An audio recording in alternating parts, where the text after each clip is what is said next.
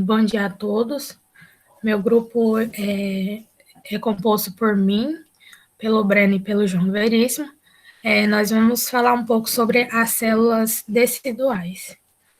Pode passar. Bom, durante a gestação, o corpo feminino ele passa por diversas mudanças, né? E no meio dessas mudanças vai ocorrer uma formação de novas estruturas. E tudo isso vai ter o objetivo de manter uma boa interação entre o embrião e os tecidos maternos.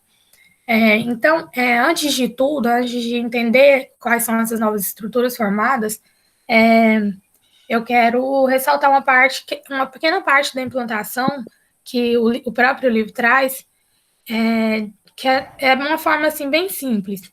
A implantação do blastocisto, ela vai ocorrer lá por volta do 10º dia de gestação, e esse processo ele é precedido por um aumento da permeabilidade vascular, que leva à formação de um edema no estroma endometrial, e isso vai ocorrer nas regiões onde o útero, em regiões do útero, onde o blastocisto ele se adere à parede uterina, aderindo, por conseguinte, ao epitélio luminal, e, por fim, ele vai invadindo o endométrio. Então, após esse processo, o corpo ele passa a formar uma nova estrutura que é chamada de decídua. Essa estrutura ela possui 3 regiões, né? E cada sendo a região lá da decídua basal, da decídua capsular e decídua parietal. Essas 3 regiões elas vão possuir funções distintas que serão abordadas posteriormente. E essa decídua, essa estrutura, ela vai atuar como um órgão endócrino provisório, que vai ser bem importante na progressão da gestação e no desenvolvimento embrionário. Pode passar.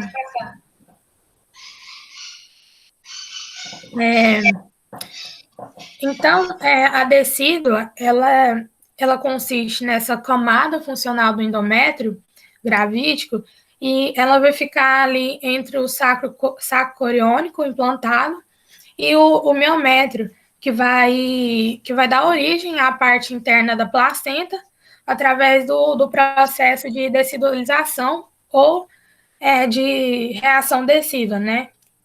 E tudo isso vai colaborar para um ambiente imunologicamente seguro para o embrião. A formação desse tecido está relacionada à segunda semana do desenvolvimento embrionário, e ela vai ocorrer em resposta à implantação do blastocisto na mucosa uterina. Esse contato ele vai desencadear diversos fenômenos biológicos no endométrio, que são a proliferação e o crescimento das células que são envoltas ali no tecido uterino, e também vai ocorrer a diferenciação dessas células. E esses 3 fenômenos sequenciais, eles caracterizam essa decidualização, que é o que eu citei anteriormente. Mas então, como seria esse processo de decidualização? Bom, então, o livro ele traz de forma bem simples. A gente pode caracterizar esse processo como uma transformação de uma população especial de fibroblastos endometriais em outra população de células com fenótipo epiteloide e funções próprias, que são as células teciduais. Então, basicamente, a decidualização ela vai ser uma transformação de fibroblastos endometriais em células teciduais. Então, essas células, elas vão desempenhar algumas funções, como eu já disse, né? E entre as funções que ela vai desempenhar, nós temos que ela vai promover uma zona de clivagem para a placenta. Elas vão também agir como glândulas que vão secretar hormônios e até outras substâncias, e esse processo, né, essa função, ela é muito importante porque ela vai colaborar para impedir o movimento do trofoblasto, formando ali uma barreira física que vai gerar citocinas, promovendo a adesão do trofoblasto. Na verdade, vai promover mais adesão do trofoblasto do que a progressão da invasão dessas células. E a liberação de inibidores de protease também, ela vai ser das funções, uma das secreções que vai ser que esse tipo de célula ele vai promover. E isso também vai ajudar a conter a invasão do trofoblasto. Então, tem outra função também, que é a função de nutrição. As células teciduais, elas possuem grandes quantidades de glicogênio e de lipídios. E esses nutrientes, eles vão ser repassados aos blastocistos por difusão ou por fagocitose. Então, essas células, elas, durante o primeiro período de gestação, ela vai servir como se fosse um alimento para o embrião, ele poder se desenvolver e dar continuidade a essa gestação. Pode passar. Bom, então, né, baseado no que a gente viu, a importância dessas células deciduais, elas vão se organizar e vão existir 3 tipos, né, basicamente, de decíduas, que vão ter praticamente a mesma composição, mas elas vão receber denominações diferentes, né, de acordo ali com a localização dessa decídua. Então, a gente vai ter a decídua basal, a capsular e a decídua parietal. Entre aqui o complexo embrionário, né, e a luz aqui do útero, né, a gente vai ter a decídua capsular, né, uma decídua que ela vai envolver todo o embrião. Já entre o complexo embrionário e a parede aqui posterior do útero, a gente vai ter a decídua basal. E essa decídua, juntamente com o córeo viloso, né, ele vai formar o que a gente chama de placenta. E aí é importante destacar que durante esse processo, né, vai ocorrer diversas modificações, principalmente com a troca do tipo de colágeno, né, e uma maior vascularização ali para a formação dessa placenta. E os vasos, né, eles começam a se desembocar e o sangue vai começar a penetrar ali as lacunas trofoblásticas, né, até à medida que esse córeo vai se evoluindo.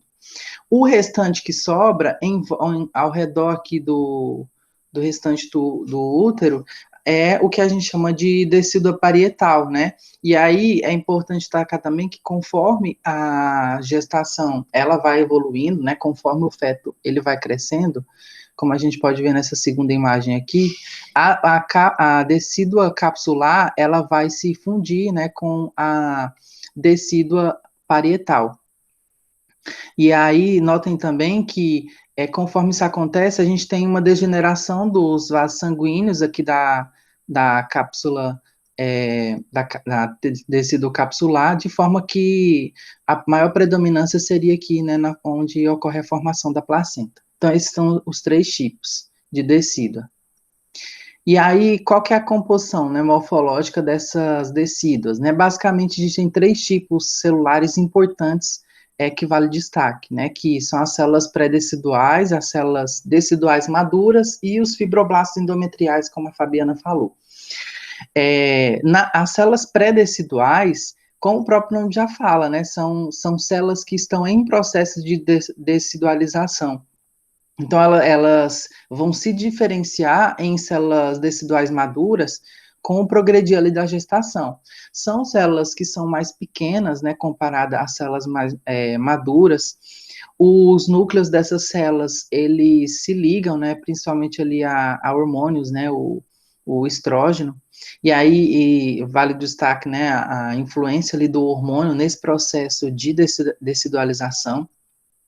Os retículo endoplasmático e complexo de Golgi, nessa célula, eles vão ser encontrados em menor quantidade. E o citoplasma dessas células vai ser repleto de poliribossomos, mostrando aí a, a relação, né, com a grande síntese de proteína. Outra coisa importante é que eles vão possuir poucos filamentos ainda, filamentos intermediários de desmina, que a gente vai ver que vai ser um dos filamentos importantes para esse processo de decidualização. O livro traz também que esse processo, essas células pré-deciduais, elas vão começar a aparecer em camundongos no 5º dia de gestação. E após o 6º dia, elas já começam a se diferenciar em células deciduais maduras. Outro ponto é que essas células pré-deciduais, elas possuem timidina, que indica, né, alta capacidade proliferativa nessa célula. E essas células, com relação às células vizinhas, né, elas expressam projeções superficiais, como a gente pode ver aqui na imagem, ou seja, existem mais espaços, né, intercelulares, quando comparado aqui com as células deciduais maduras. Já as células deciduais maduras, né, já vão ser células maiores, grandes, vão ser células poliédricas, e vão ser células que estão organizadas, né, em arranjo, como a gente pode ver aqui na imagem. Já são células binucleadas, né, e poliploides, com retículo endoplasmático, complexo de Golgi bem desenvolvido e múltiplos. Além disso, como a gente viu também, a Fabiana falou, do citoplasma dessas células deciduais vão ser ricamente compostos, né, de glicogênio e lipídio, que tem uma certa influência ali na participação do fornecimento de energia. E essas células, elas vão expressar um filamento intermediário, que é a desmina, que é um dos principais filamentos ali na composição desse processo de decidualização do fibroblasto. Com relação às junções intercelulares, essas junções elas vão se formar de modo sequencial, né? De forma que no início da decidualização, a gente vai encontrar mais junções comunicantes, e no final ali, né, com o progredir da diferenciação, ocorre mais o desenvolvimento de junções de aderência, né? Por isso que essas células, elas vão ser organizadas aqui mais em arranjo. Bom, e o terceiro tipo são as células, os fibroblastos endometriais. Basicamente, essas células, elas vão ser encontradas em regiões que não ocorrem decidualização. E esses fibroblastos, eles têm basicamente a mesma característica que um fibroblasto comum, né? São células alongadas, com prolongamentos citoplasmáticos, organelas moderadas e com uma alta capacidade proliferativa. Deles, né, que basicamente também vai ocorrer uma diferenciação para as células deciduais. Além disso, eles possuem receptores hormonais, né, de estrógeno, na participação desse processo, e eles não expressam desmina na maioria das vezes, né, porque a maioria dessas células não vão sofrer decidualização, e eles vão estar mais comprometidos com a questão da repopularização do endométrio, né, no final ali da gestação. E aí existem outros 2 tipos celulares que o livro também traz, que foram descritos, né, atualmente em camundongos, que são as células deciduais granulosas e as células natural killers do útero. As células deciduais granulosas, elas vão receber esse nome, né, devido ao seu citoplasma, que eles são ricamente compostos por grânulos, né, variados e eletrodensos, e eles vão se assemelhar às células deciduais ali já apresentadas. Elas são ricamente unidas por junções intercelulares, e fala também que elas vão funcionar meio como glândulas, né, mantendo ali a produção de progesterona ali pelo corpo lúteo. Com relação aos grânulos, ela expressa uma proteína que é a prolactina, né, na verdade é a DPRP, que é a proteína relacionada à prolactina decidual, que participa ali juntamente com a desmina nesse processo de decidualização, né? E aí ela até traz no livro que essa proteína ela começa a aparecer ali lá no 7º dia, atinge um pico no 8º dia, mas desaparece ali no 9º dia. Como a gente viu também, a Fabiana até falou, essas células vão produzir proteases e inibidores de proteases que vão ser importantes ali, vão estar relacionados com a própria involução, né, e a manutenção do tecido decidual. E, por último, a gente tem as células natural killers do útero, né? Também são células ricas em grânulos citoplasmáticos, né? Como as células granulosas. Porém, elas já são células mais livres, né? Elas não são unidas por junções, né? Vão ter formato ali meio que oval. E essas células, elas não vão ser residentes da decídua, porque elas são originadas da medula óssea e elas pertencem à linhagem dos linfócitos natural killers. Então, por isso que dá o nome aí, células natural killers do útero. Elas vão ter a função principalmente ali de produção de porfirinas, né, que são proteínas com ação ali citolítica, e a produção também de TNF-alfa, que vai participar ali do controle da proliferação dos trofoblastos. Além disso, ele destaca também que existem outros tipos celulares que podem ser encontrados ali entre a decídua, mas são limitados, né, principalmente ao estroma decidualizado e também ao miométrio, que é o caso, por exemplo, dos leucócitos e dos macrófagos. Bom, continuando com a minha parte, agora a gente tem que falar especificamente, inicialmente, sobre a formação e a conversão da estrutura da matriz extracelular da decídua, que se baseia no processo de transformação ou de reação decidual. Essa reação de decidualização, ela decorre basicamente de alterações na conformação da decídua ao longo do desenvolvimento, da primeira etapa, da etapa de pré-implantação, de inidação do trofoblasto no endométrio, passando de um tecido de características mesenquimais para outro de características epiteliais, dando a entender que você vai ter tanto uma remodelação completa do tecido, quanto uma reforma da estrutura celular, uma diminuição dos espaços intercelulares, característico de tecidos epiteliais, o aumento da quantidade de fibroblastos e a diminuição da quantidade, principalmente, de algumas proteínas, como, por exemplo, a fibronectina.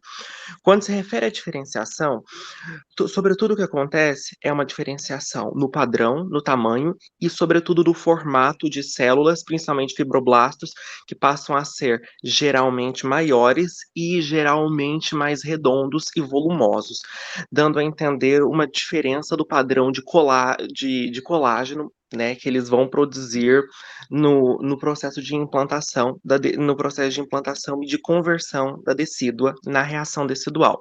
O espessamento, sobretudo, do colágeno, a maturação, principalmente das células pré-deciduais, que vão ficar em torno ali da região das criptas de implantação do blastocisto, na conservação de alguns tipos de colágeno e na substituição, inclusive, de outras, e também de alguns tipos de glicoproteínas menos importantes, principalmente daqueles tipos reticulares, e também na intensificação da síntese e do remodelamento geral do tecido.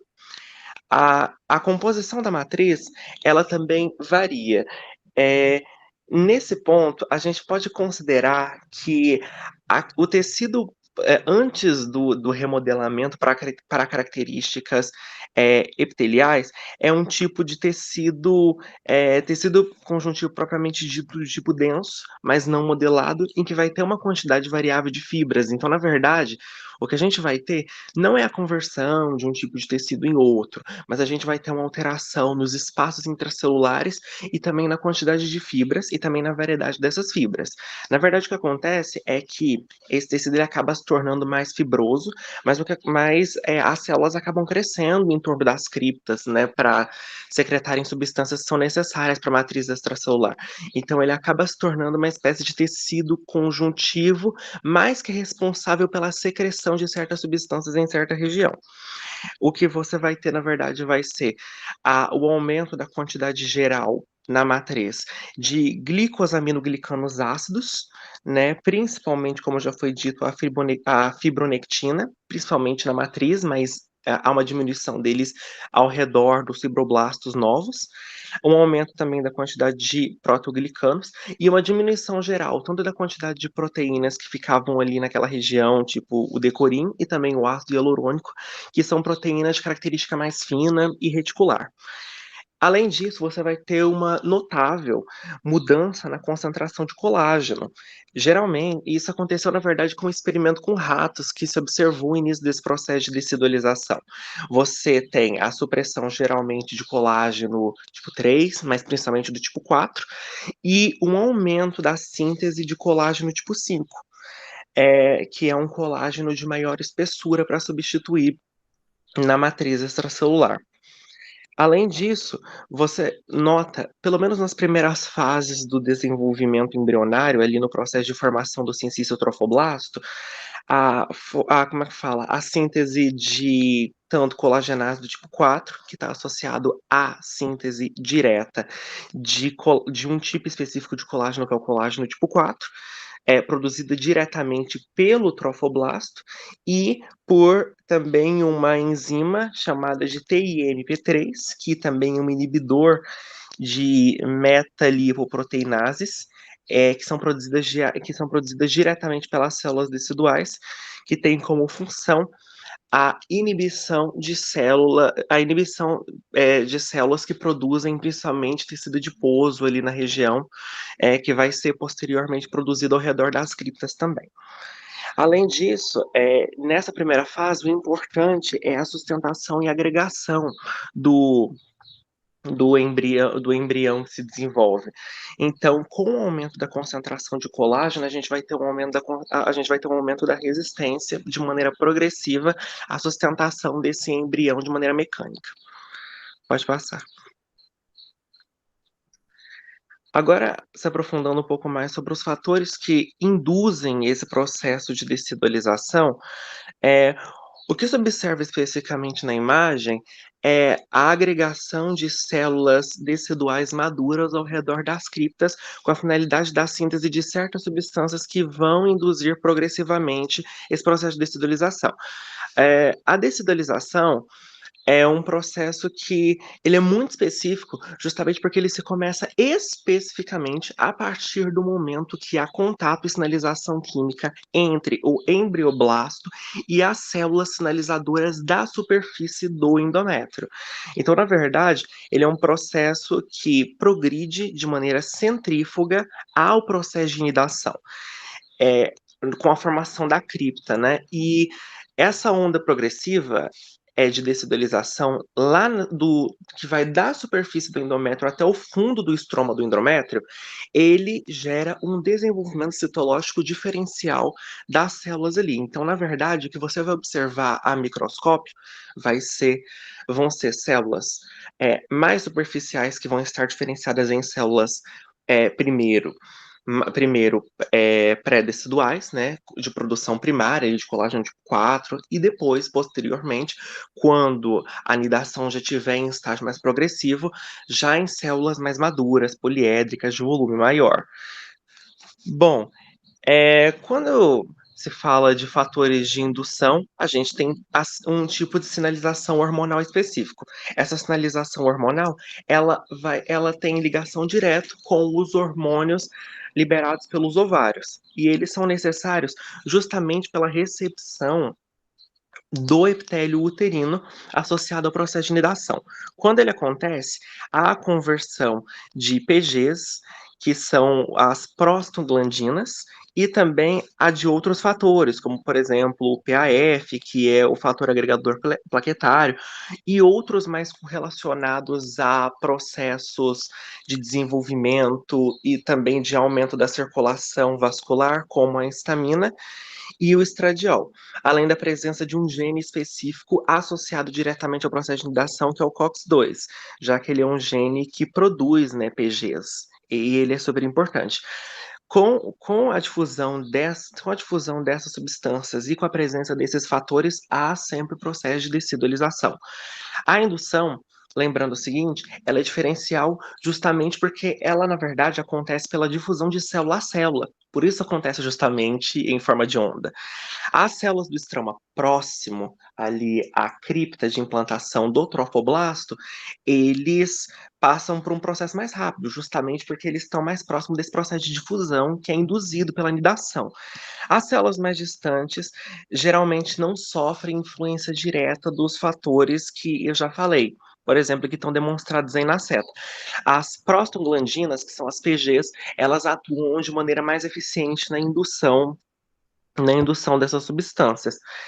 É, experimentos, por exemplo, feitos com a inibição de PGs, por exemplo, são capazes de inibir a permeabilidade e o processo de iridação, inclusive o processo também de decidualização.